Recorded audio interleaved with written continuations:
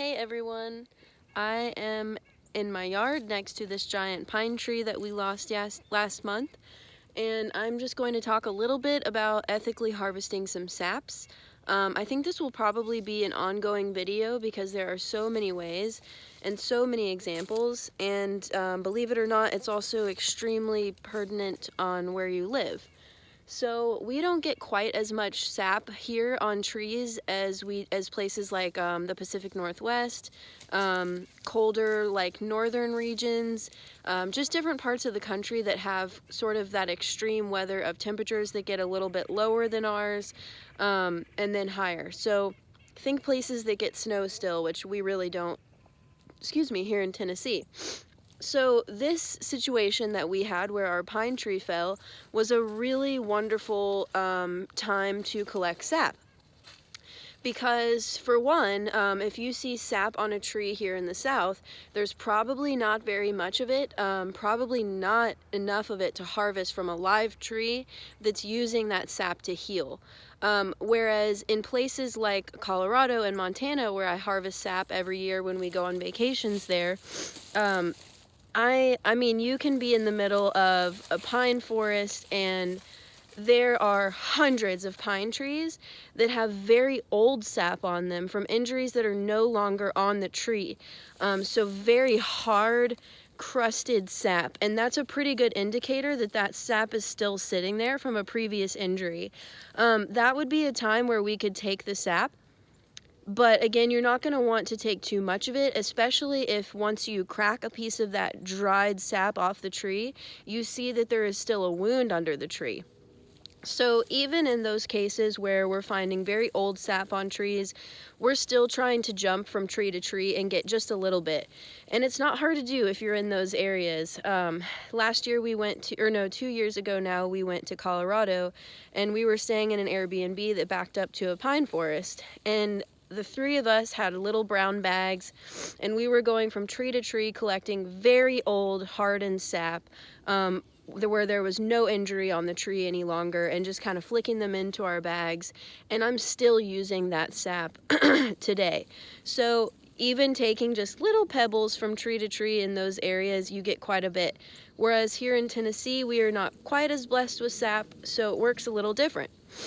The best way to harvest sap in the South, and really anywhere, is from fallen trees or recycled trees. For example, we recycle Christmas trees, and we use them for all sorts of things, from feeding the goats to making infusions to making soil to using the saps and the barks for things.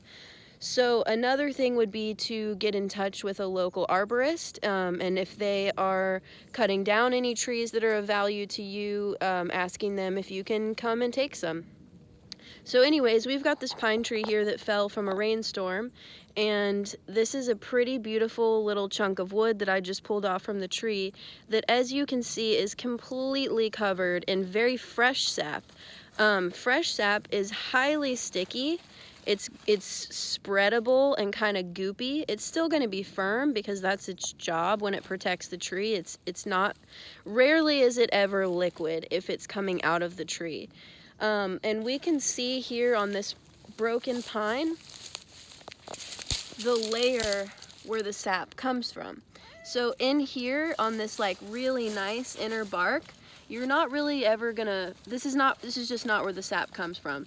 The layer of trees that have sap, or the layers in trees that have sap, is just below the skin, which is why some companies who are unethically harvesting sap will puncture trees to steal sap from the trees, which is pretty sad. So it's not hard to do if that's what you're after, and I don't want to say it's always sad, because if you are an indigenous person that's still using that for parts of your culture, then you need those saps, and I could bet that you're doing it in a respectable manner. So anyways, you can see where from this fallen tree right underneath here, there's these little chunks of sap everywhere that I can just come through with a knife and pick off. You're gonna want to dedicate a knife to sap harvesting because it's very hard to get off. You can clean your knife and your hands by using oil. Oil is going to be the only thing to get this stuff off your fingers. I guarantee you will not be able to make it happen with water alone. My hands are very sappy right now. Hello, Tito. Someone needs a little attention. So anyways, here's another cool example right here. These are drips of sap. See that? So cool. So that's some very fresh sap. You probably will not see this unless it's a fallen tree. When a tree is exuding sap for a wound, it's going to be a little bit thicker, and it's probably definitely going to be thick by the time you find it. This liquidy drip drop stuff is from the sap producing. This is just the layers where it rests. And sure, that's great. It's probably easier for collecting, but more times than not, that's not how you're going to find it. So I will probably let this dry just because it's a little bit easier to harvest sap once it's dried. You can see all these little pockets where this liquidy sap is, and you can see some of it that's starting to dry here. It'll just be a lot easier to come through with a knife and a little basket and just kind of flick these off into my basket to collect it all. So to really wrap up the answer to the question of how you can ethically harvest saps, always look first and foremost for trees that can be recycled. Naturally fallen sap, naturally fallen trees, etc. Or if you are in an area that has tons of evergreen trees that are producing sap, and you know that some of it is just ancient and the tree is no longer injured, that would also be an acceptable time to collect small amounts of sap from each tree to build your collection. You definitely don't need a ton of sap, especially if you're only making preparations for your family. I would say like a handful. So this is already going to be a pretty good chunk of our handful. Come home with your handful and dissolve it on low into some oil for a few hours, and then you're going to have a very strong preparation that'll last you quite a while. You can keep it in its oil form for like a first aid natural band-aid. You can add it to a salve. And the really cool things about saps is they do for us what they do for the tree. Excuse me. Which is close off the wound, seal it. They have that sticky layer, so if bugs or other branches or any sort of debris tries to infect the wound and come into it, it's blocked by that sap barrier. But sap also allows the wound to breathe, which is really neat. So we've got a little seal that's breathable. It's also heavy antimicrobials.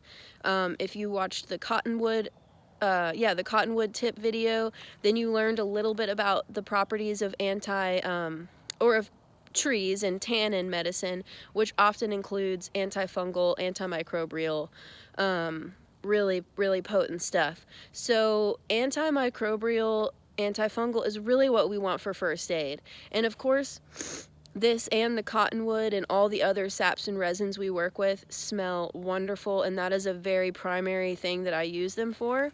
But wound care is definitely going to be the biggest thing that you'll want to use this for at home. It is just wonderful for the skin. I cannot say enough about it. We also use pine sap as a natural band-aid for our animals.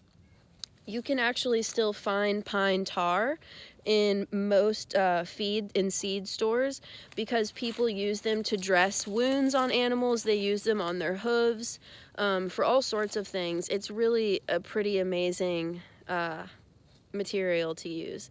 So I hope this video answered your question. I will definitely take videos when I find other examples of different stages of the sap and that are acceptable to harvest. And let me know if you have any questions.